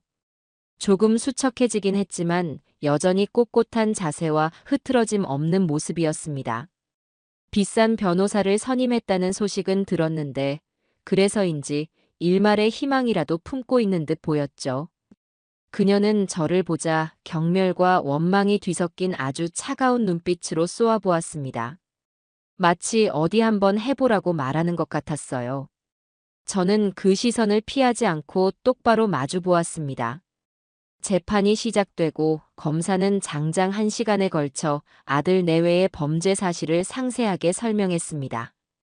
위조된 서류 뭉치와 돈이 오고 간 장부들이 증거물로 제출될 때마다 방청석에서는 작은 탄식들이 터져나왔어요. 검사는 이 사건이 단순히 몇몇 개인의 일탈이 아니라 공정한 경쟁을 생명으로 하는 우리 사회의 근간을 흔드는 심각한 범죄라고 힘주어 말했습니다. 그 말이 제 마음을 대변해주는 것 같아 저는 조용히 고개를 끄덕였죠. 검사의 모두 진술이 끝나고 시은이 측 변호사가 자리에서 일어났습니다. 아주 비싸고 유능해 보이는 중년의 남자였죠. 그의 변론은 예상대로였습니다. 모든 죄를 실무자였던 박지원 씨와 제 아들 용우에게 떠넘기고 시은이는 그저 남편의 사업을 돕다가 이용당했을 뿐이라고 주장했어요. 그리고 결정적으로 이 사건의 모든 증거는 불법적인 함정 수사를 통해 얻어진 것이므로 증거 능력이 없다고 목소리를 높였습니다. 존경하는 재판장님, 이 사건의 유일한 직접 증거는 피고인의 시어머니인 증인 오영자 씨가 불법적인 방법으로 녹음한 파일 뿐입니다. 증인은 처음부터 아들과 며느리를 감옥에 보낼 악의적인 목적을 가지고 의도적으로 접근하여 범행을 유도했습니다. 이것이 과연 정당한 법 집행이라 할 수 있겠습니까? 변호사의 말은 교묘하게 사실을 왜곡하며 저를 자식을 함정에 빠뜨린 비정한 늙은이로 몰아가고 있었습니다. 방청석이 웅성거리기 시작했고 몇몇 사람들은 동조하는 듯 고개를 끄덕이기도 했죠. 제 심장이 차갑게 식는 기분이었습니다. 드디어 제가 증인석에 설 차례가 왔습니다. 법정 안의 모든 시선이 제게로 쏠렸어요.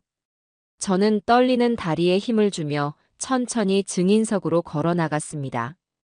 선서를 하고 자리에 앉자 시은이의 변호사가 아주 부드럽지만 교활한 미소를 지으며 제게 다가왔습니다. 증인 연세가 어떻게 되시죠? 77입니다. 아, 그러시군요. 고령이신데 몇 달 전 일을 그렇게 상세하게 기억하고 계신다는 게 놀랍습니다. 혹시 기억에 혼동이 온 것은 아니겠지요? 그는 대놓고 제 나이를 걸고 넘어지며 제 기억력을 의심하고 있었습니다. 저는 흔들리지 않고 차분하게 대답했어요. 제 아들이 괴물이 되어가는 과정을 어미가 어찌 잊겠습니까?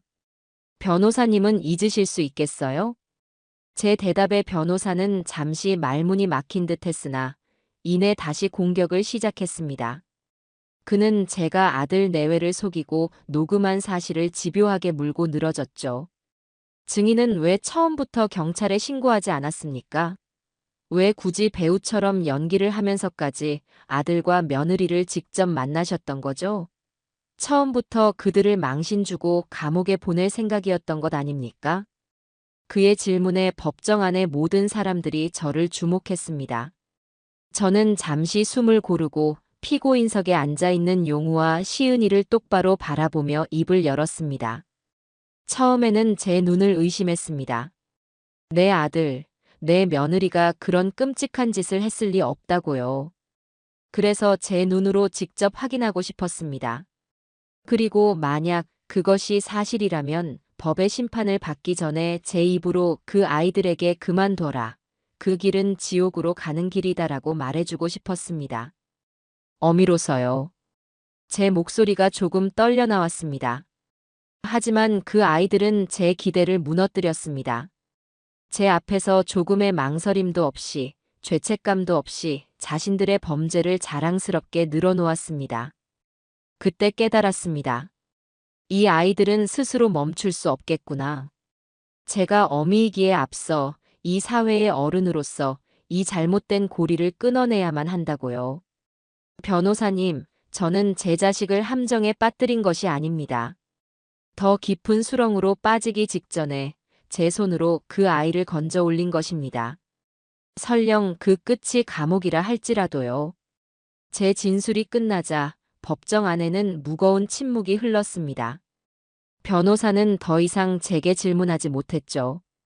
제 진심이 조금이나마 전해진 것일까요? 재판의 마지막 날 용우가 증인석에 섰습니다. 시은이의 변호사는 용우가 모든 것을 주도했다고 몰아갈 생각이었겠지만 용우는 그들의 각본대로 움직여주지 않았어요. 그는 모든 혐의를 인정했습니다. 그리고 재판장이 아닌 저를 바라보며 이야기를 시작했습니다. 저는 괴물이었습니다. 돈에 눈이 멀어 다른 사람의 눈물을 외면하고 제 양심을 팔았습니다. 매일 밤 악몽을 꾸었고 하루하루가 지옥 같았습니다. 멈추고 싶었지만 제 스스로 멈출 용기가 없었습니다. 용우의 목소리는 눈물로 젖어 있었어요. 그는 흐르는 눈물을 닦지도 않은 채 말을 이어갔습니다. 그런 저를 어머니께서 멈춰주셨습니다. 세상 모든 사람이 저를 손가락질해도 저는 할 말이 없습니다. 하지만 어머니께서 저를 고발해 주시지 않았다면 저는 평생을 그 지옥 속에서 빠져나오지 못했을 겁니다. 어머니, 죄송합니다. 그리고 정말 감사합니다. 용우는 결국 오열하며 고개를 숙였습니다. 법정은 숙연해졌고 방청석 여기저기서 훌쩍이는 소리가 들려왔어요. 시은이는 그런 용우를 보며 기가 막힌다는 듯 혹은 배신감에 찬 듯한 표정으로 입술을 깨물고 있었죠. 아들의 그 눈물 어린 고백이 시은이 즉 변호사가 공들여 쌓아 올린 모든 거짓말들을 한순간에 무너뜨리고 있었습니다. 그 순간만큼은 용우가 제가 알던 착하고 정직했던 아들의 모습으로 돌아온 것 같아 저도 차마 흐르는 눈물을 참을 수가 없었습니다. 길고 지루했던 몇 달간의 재판이 드디어 끝나는 날이었습니다. 선고 공판이 열리는 법정 안은 그 어느 때보다 많은 사람들로 가득 차 있었죠. 지난 몇 달간 시은이와 용우의 재판은 우리 사회의 부끄러운 민낯을 드러내며 연일 화제의 중심에 서 있었습니다. 그 끝을 보기 위해 모여든 기자들과 방청객들의 눈은 모두 재판장의 입을 향해 있었어요. 저는 그날도 말없이 방청석 가장 뒷자리를 지키고 있었습니다. 어떤 결과가 나오든 저는 이 모든 것을 감당해야만 했으니까요.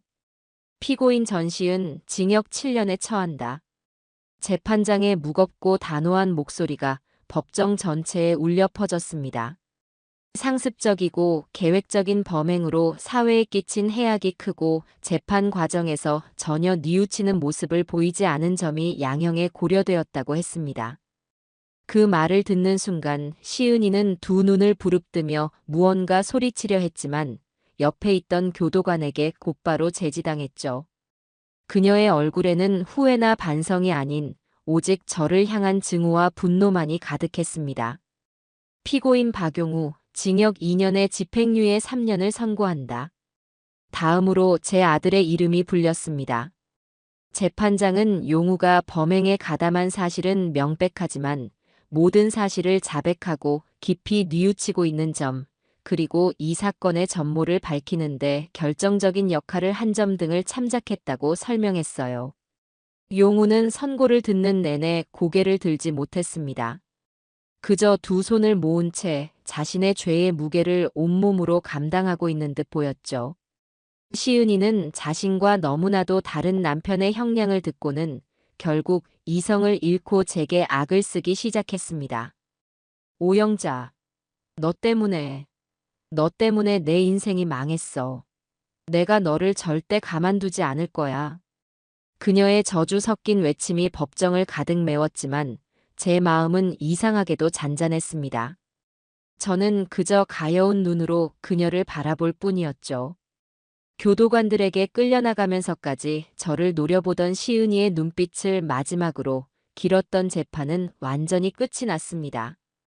정의의 대가는 혹독했지만 그것은 그들이 스스로 선택한 길이었습니다. 재판이 끝나고 며칠 뒤 민준 군이 환한 얼굴로 저를 찾아왔습니다. 그의 인터넷 신문 진실의 눈은 이번 사건을 심층 보도하면서 일약 스타덤에 올랐다고 해요. 대기업에서 광고 제의가 들어오고 후원금도 답지해서 이제는 어엿한 탐사보도 전문 매체로 자리 잡게 되었다고요. 그는 제 손에 작은 감사패를 쥐어주었습니다. 이건 할머니 거예요. 저희 회사의 영원한 명예 기자상이랄까요? 할머니의 용기가 없었다면 저희도 그리고 이 사회도 이만큼 나아가지 못했을 겁니다. 민준 군의 말에 저는 멋쩍게 웃으며 손사래를 쳤습니다. 내가 한 일이 뭐가 있다고.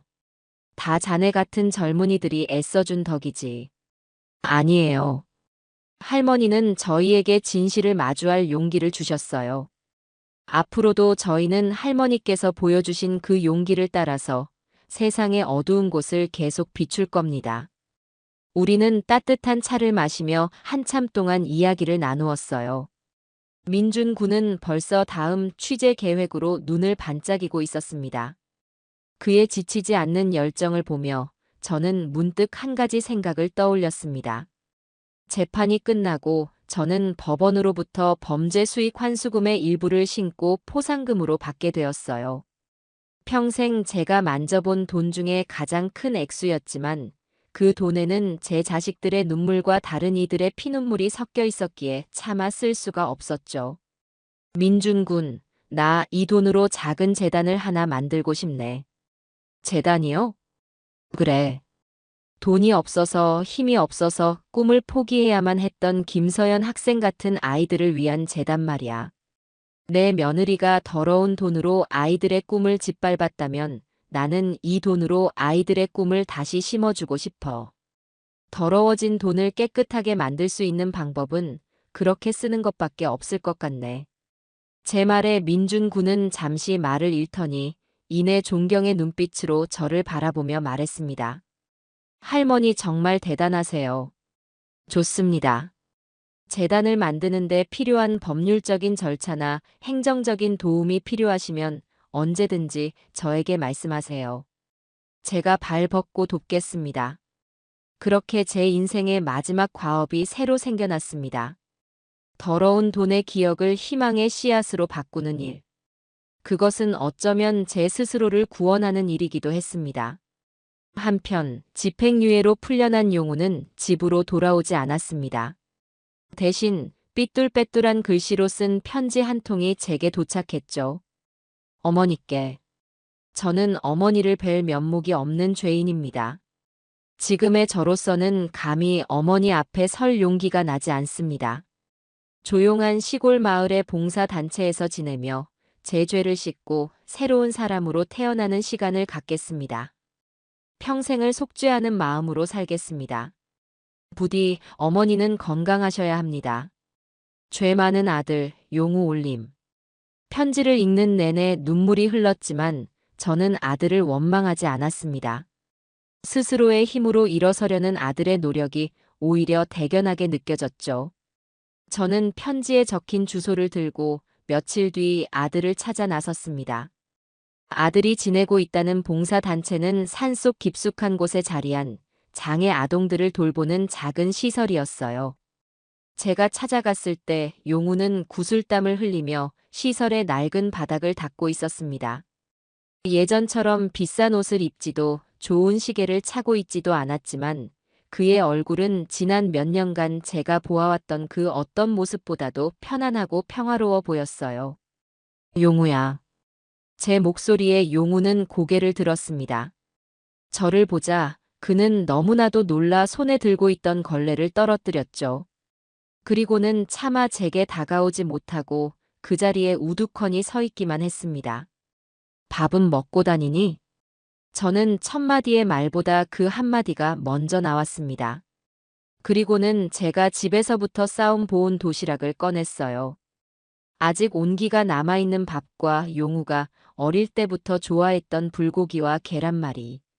우리는 시설의 작은 식당에 마주 앉았습니다. 한참 동안 아무 말도 오고 가지 않았죠. 그저 밥 먹는 소리만이 어색한 침묵을 채웠습니다. 용우는 고개를 숙인 채 어린아이처럼 눈물을 뚝뚝 흘리며 밥을 먹었어요. 저도 그런 아들의 모습을 보며 조용히 눈물을 삼켰습니다.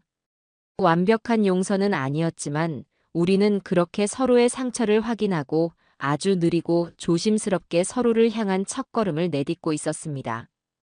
시간은 강물처럼 흘러 계절이 두어 번 바뀌었습니다. 제 삶에도 많은 변화가 있었죠. 가장 큰 변화는 저희 집 1층. 한때는 불법과 탐욕의 소굴이었던 상담회사 사무실이 이제는 아주 작고 소박한 재단의 사무실로 바뀐 것이었습니다. 저는 민준 군과 여러 사람의 도움을 받아 제게 주어진 포상금 전부를 출연해 장학재단을 만들었어요. 이름은 민들레 홀씨 재단이라고 지었답니다. 민들레 홀씨 하나가 바람을 타고 멀리 날아가 낯선 땅에 뿌리를 내리고 아름다운 꽃을 피워내듯 우리의 작은 도움이 어려운 환경의 아이들에게 희망의 씨앗이 되기를 바라는 마음에서였죠. 재단의 첫 번째 장학생을 선발하고 작은 장학금 수여식을 열던 날을 저는 평생 잊지 못할 겁니다. 수혜자는 단 3명뿐인 아주 작은 시작이었지만 제게는 그 어떤 행사보다도 의미가 깊었어요. 그리고 그 자리에는 아주 특별한 손님이 함께했습니다. 이제는 어엿한 명문대생이 되어 누구보다 밝고 씩씩한 모습으로 변한 김서연 학생이었죠. 서연이는 재단의 첫 번째 자원봉사자이자 후배들을 위한 멘토가 되어주기로 약속했어요. 제가 받은 도움을 이제는 다른 친구들에게 나눠주고 싶어요, 할머니.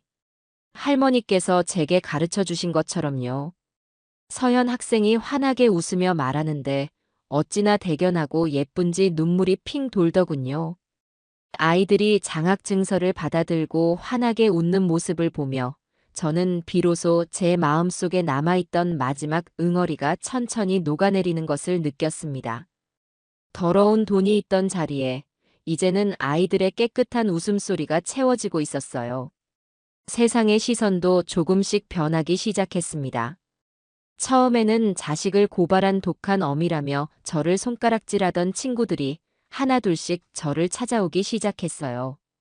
어느 날은 가장 친했던 친구 옥자가 직접 담근 김치통을 들고 멋쩍게 저희 집 대문을 들어섰습니다. 영자야, 그동안 내가 미안했다. 네 속이 오죽 썩어 문드러졌을꼬. 우리가 생각이 짧았어.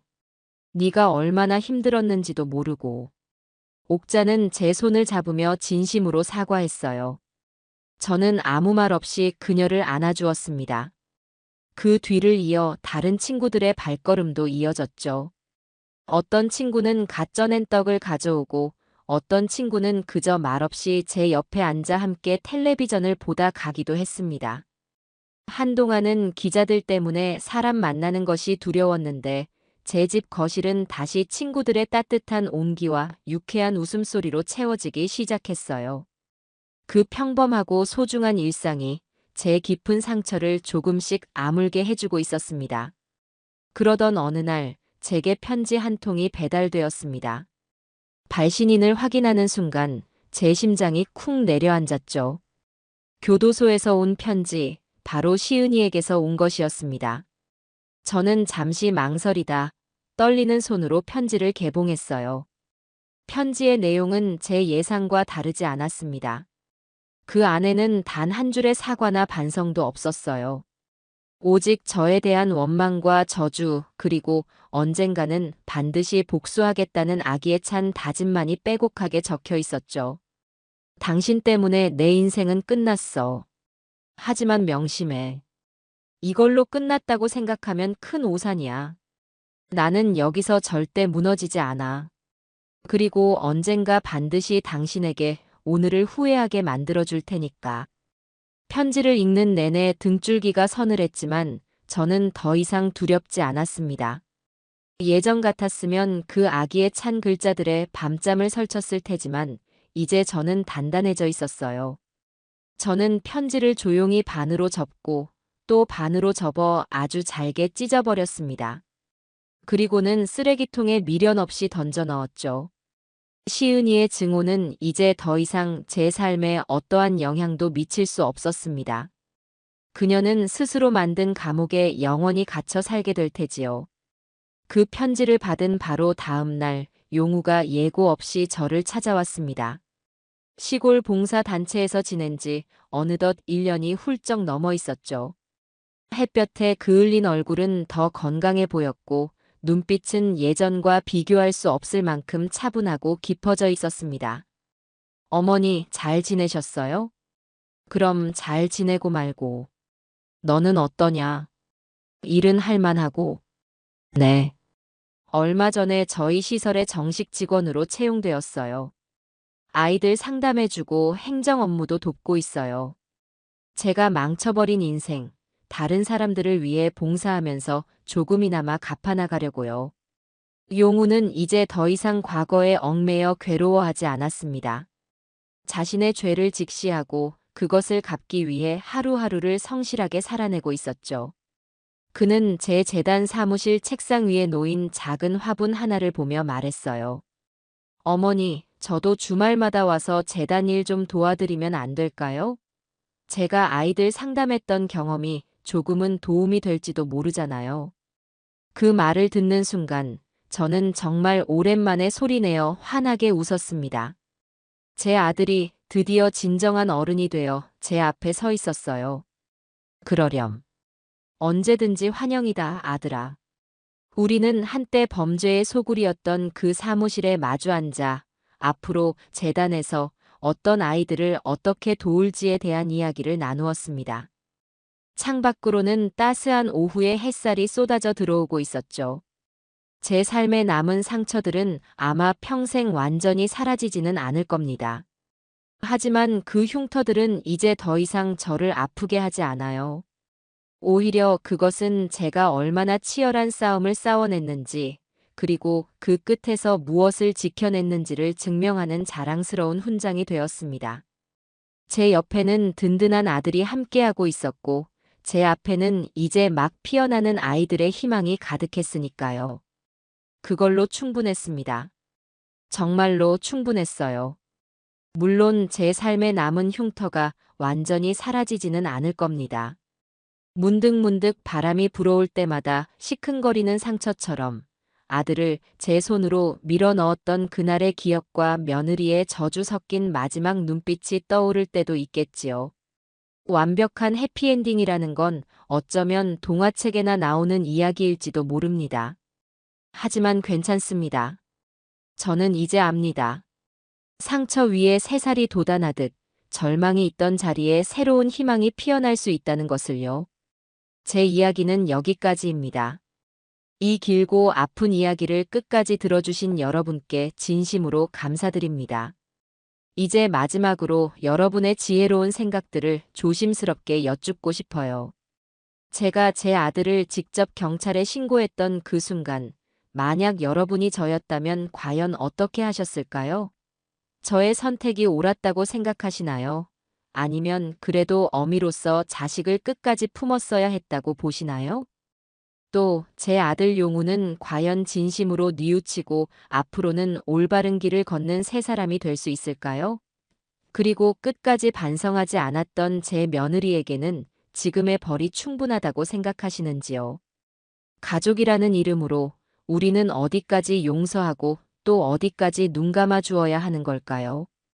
살아가면서 늘 부딪히게 되는 이 어려운 질문에 대한 여러분의 소중한 의견을 들려주세요.